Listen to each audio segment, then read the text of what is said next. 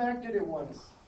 This will happen a lot. You guys will get recorded a lot of them and be gone. Miss Mac did it once. Wait, we'll get recorded Because they're my first geometry of the day. Alright, so algebraic proofs, more mathy stuff today. So reflexive property, we know that A equals A, right? Something equals itself, 2 equals 2, 4 equals 4. Or symmetric property, we can flip-flop the order. If A equals B, then B equals A. I can read an equal sign either direction, right? X equals 2 or 2 equals X. Transitive property, if A equals B and B equals C, then A equals C. What did they do? Cut out the middleman. What else do we call it besides cutting out the middleman? Law of syllogism, or LOS. Additive and subtractive properties. Something happened here, like clicked and dragged. There we go. Yeah, did I accidentally click that wrong? Oh, I bet I moved it accidentally. I don't know where those dots are supposed to go. All right, so if I tell you two things equal each other, and if I add something to one side, we have to add it to the other, or vice versa. If I subtract it from one side, we have to subtract it from the other. Same thing with multiplication. That's where those dots are supposed to go. If I know A and B are the same, if I multiply A by something, what else do I have to do? Multiply to the other. Multiply by the other. Same thing with division. If I divide one thing, then I have to divide the other part of the equation to keep it equal there. And substitution. If I tell you that A equals B, then we can replace it, like I'll be gone this afternoon. So I'm going to be replaced or substituted by Miss Nelson this afternoon. And distributive property, if we have a number on the outside, what do we do? Distribute it to both things, multiply to both things on the inside. Deductive argument is a group of algebraic sets used to solve problems. So remember, deductive reasoning, you use a rule and apply it to other things. We're going to look at a two-column proof today, also known as a formal proof. So it's going to be called a two-column proof because it's going to be two columns. So we're going to jump right into one. So we have our step and our property, or sometimes we'll do statement. Oops, there are my sub notes for today. Where did that go? There we go. It's being really touchy today. It's so going to be messy today. Messy today? What? Yeah. It's not really. Yep, everything that's on the screen is in the recording. So we got statement and reason is another way that we say them besides our step and our property. Anytime we're given a proof, the very, very, very first thing we're going to do is write down what they give me. I like to number it to try to keep it kind of nice and straight because sometimes I don't always write the straightest. So my first step is to write down what they give me. 3 times x minus 2 equals 42. The reason or the property why I could write that down is because it was given to me. They gave me that piece of information. That's what I'm always going to start every proof with, is the given information. All right, so if I am so looking for x here, what's the first thing I'm going to do? 3 times x. Well, so when we're doing the property, you actually need to tell me the reason is telling me what we're doing. The step is going to be the result. So what operation, there's actually two different directions we could go on here. It wouldn't be multiplication. Addition. I did. We could either distribute the 3, or what's another thing we could do here? Because I want to get the x by itself. I need to get rid of everything over here, right? So this is multiplication, so to get rid of multiplication, divide. Now what's kind of strange a little bit about our proofs is we don't actually show our work. Our work is writing the property. So I heard distribution as the first one. We could have gone division right away, so there's more than one way here. So our property we're going to say is distribution, and I'm going to totally spell it wrong. Distribution, there we go, I think I spelled it right. So our step, this is where you need to be cautious. Your step is to write the result. You don't actually put the work. So if I were to distribute, what would I have? minus 6 equals 42. 42. Because typically I would put the arrows when I did it, right? When we're doing our proofs, we don't put the arrows. We're just, our work is we're telling it over here in our property or in our reason. So the next thing I would do is what? We'd add 6. We're not going to actually create the shoots problem. All of our justifications and our reasons, that is the shoots problem, because this is going to get us into our proofs. When we don't do the algebra, we're going to do it with angles and segments. So we would do addition. So again, I'm not going to actually show the work. I'm going to show the result of the work. So by using the addition property, what would be the result? 48. 3x equals 48. 3x equals 48. So I'm not actually showing the work in the steps, I'm showing the result of every property. So the next property I would use is division. Now, this is kind of like our truth tables. The final answer is the entire column. The final answer is the proof itself. So all of your statements and your reasons. So division, if we divided, we get x equals 16. So we're not just going to circle number 4. Our entire answer is the entire page. The proof is the answer. We're just using algebra to help us get into that justification, because I have to put down a reason for everything. I can't just make assumptions. I can't just do things because I feel like it. I have to have a reason to put down every step. All right, looking at our next one here, I'm going to write statement and reason, or if you want to write step and property. What do you want us to write? I think you probably should write statement and reason, because that's what we're going to get used to writing when we do our actual full-on proofs with our angles and our segments. But if you see step and property, like on your worksheet or on your quizzes, don't be freaked out by that, because the step and property is the same thing as our statement and our reason. So the very first thing we always start out with is what? Given. The given, what they give me, the problem. And we're going to write it down exactly as it's given. We're not going to alter it. Hopefully I can squeeze it in here. I don't think I can.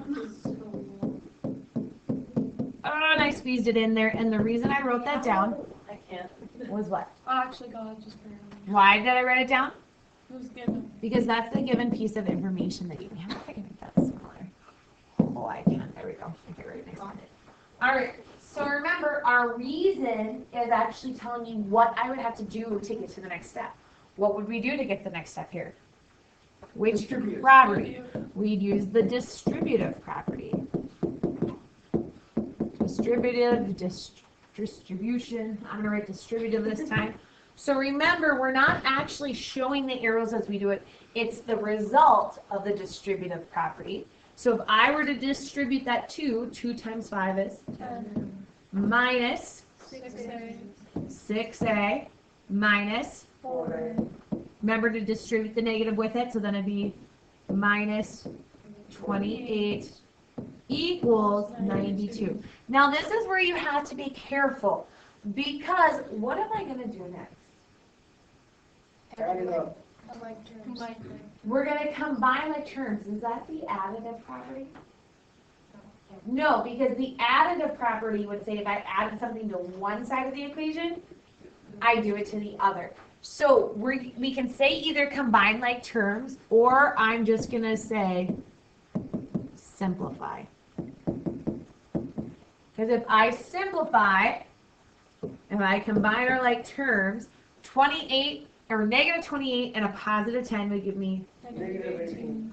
negative 18. Negative 6a and negative 4a. Negative 10. Negative 10a equals 92. And now you can see why I'm starting to number mine, because I'm having trouble keeping a straight line, right? So I know that 3 goes with 3 over there.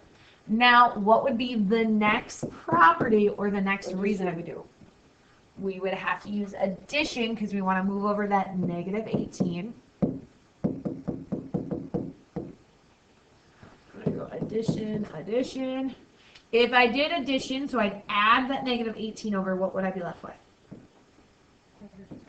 negative 10a equals, if I took 92 and I added 18 to it, what would I get? 120. 110.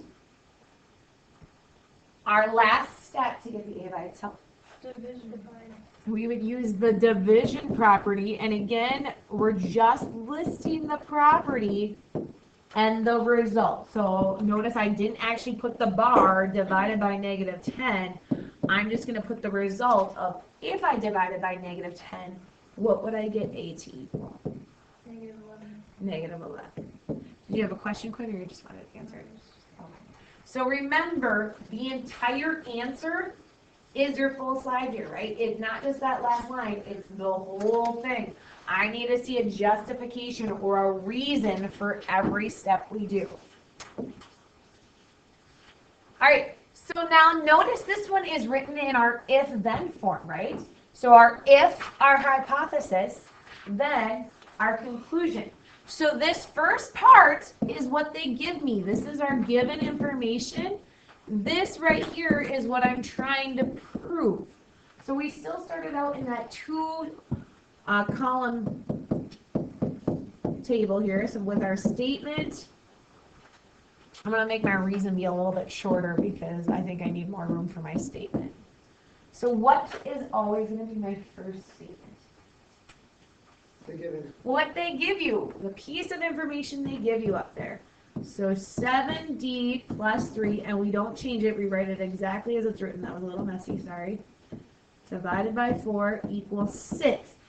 The then is not a part of your given. The then is not a part of your given. Now we said we wrote this down because why? It's given. It's given.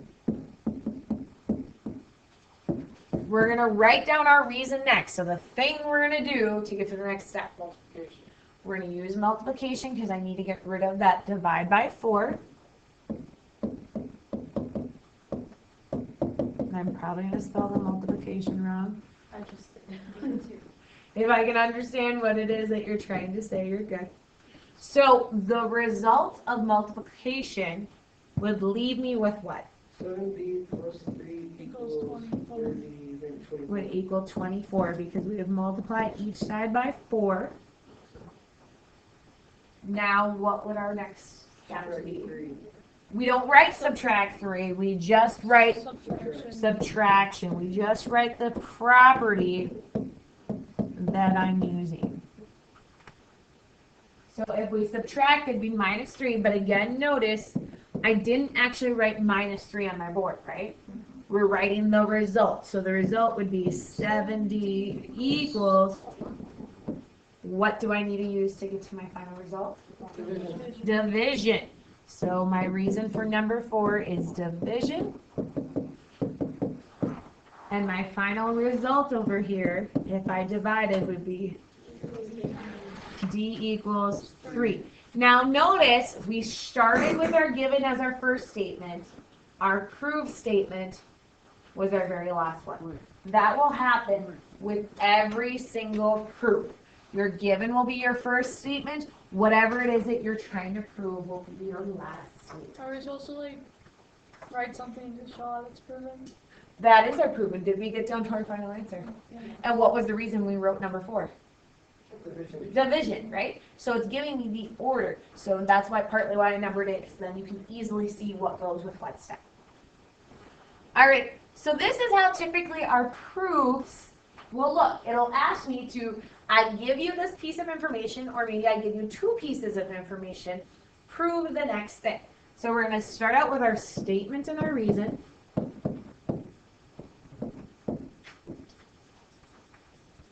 I'm going to leave my statement side bigger than my reason side because my reasons are pretty short. Our first statement is always what? Given. Whatever you're given.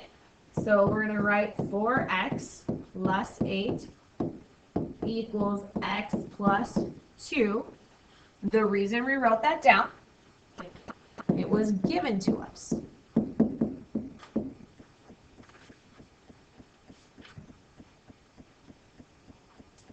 So remember, our reason is telling me the directions of what I'm doing to get to the results. So what would I do first? Was there a question there? Well, I'm just like, we just do all of it until we get to x equals -2, is just what they're trying to say. Yeah, we're trying to show the step, the process of how we can get to x equals -2. So what's the first process I would have to take? Subtraction. Subtraction. We would do subtraction is our step we're going to take. So if I were to perform subtraction, now there's more than one way to technically do this, because we're doing it at one thing at a time. What would you guys subtract? 2, so that's going to be positive. Okay, so if you subtracted 2 first, you'd have 4x plus 6 equals x. Now, you could have combined your x's first, and you would have gotten the x over this side. This is where things might be different a little bit. But as long as your reason match your result, you'll be okay. So now we want to get our x's together. So what, Taylor, did you have a question on that? Wait, so it doesn't matter, like, say, it doesn't matter how you subtract them, right? Right, we did subtraction, right? So I wrote subtraction. I could have instead had a result up here that said something like 3x equals, or 3x plus 8 equals 2. I had to subtract one thing at a time. Okay. Does that make sense? Yeah. Okay, so now again, we want to get our x's on the same side, so again, what would we have to do? Subtraction. Subtraction. Now, sometimes they'll write 2 lines if they have the exact same thing. Like, it's going to have the same reason, so then I could just have something like 6 equals -3x. So they put 2 steps under one reason. Could we still do it the other way? Yep, you could still do it the long way and go step number 3 is subtraction. All right, and then the result, what would we do next? Divide. We do division. Now this is where you have to be careful, and this is where people will make a mistake. So if I do division, what do I actually get here? If I did division, I'd have 6 divided by -3. Right? You didn't do that in the other ones, why are you doing that here? I don't show that I divided by each one, right? That's Oh, technically. it's only divided by the x. So when we divided, so now what would I get? What would I have to do to get to my next step? Simplify. I'd have to simplify it. So you have to think about what are those extra little steps that sometimes we don't automatically think about, right? Because you guys typically just automatically simplify. So what would I get? Now, this is where, had you gone a different way, you wouldn't have to do this. Because had you, on your subtraction, instead of having 4x plus 6 equals x, if you had subtracted the x first, we wouldn't have to do this step. Because right now, does what I have on the top for my proof look identical to what I have in step 5? No. No, it's flip-flop, right? So to flip-flop it, what property tells me that I can read my equal sign either way? But you have to do that. You would have to do that. You have to show me that. What would it be? Function. Reflection says something equals itself. So I have 2 equals 2. Symmetric is where we flip it around. So we'd have to use the symmetric property to actually have x equals -2. Now, like I said, if when you came up to step number 2, if you, when you did your subtraction, would have subtracted your x right away, and you would have had 3x plus 8 equals 2, we wouldn't have had to do that symmetric property. But we don't think about that. We know the symmetric property, and we just flip-flop it. But when we get into later with our angles and our segments, we're going to have to pay attention, because you're not going to obviously notice it right away, because we're not used to working with segments and angles, are we? But we're used to working with x's and numbers, so we just automatically do it so we can see what it is. And sometimes it's going to be trickier to see in our angles and our segments. All right. We really have time to do we need to do one more? We're good. We're good. You know what? I am gonna hold off on these last couple notes. So make sure you hold on to these notes for Monday, because I do want to talk about those last two statements on Monday, because this brings us back to our truth tables. Do you guys remember when we were talking about our converse, inverse, and conditional? Yeah. And remember I said sometimes all four of them will be true? That's going to bring us into this special stuff. So we'll do that on Monday. So you guys do have your sheets today, so you may do that with a partner. And then you have a quizzy to follow, and you do not need to show work for your quizzy. I would say you probably want to keep out your notes that has that table that has your properties, so you have it nice and handy as you're going through this. All right, any questions on that? Hi, classes. What?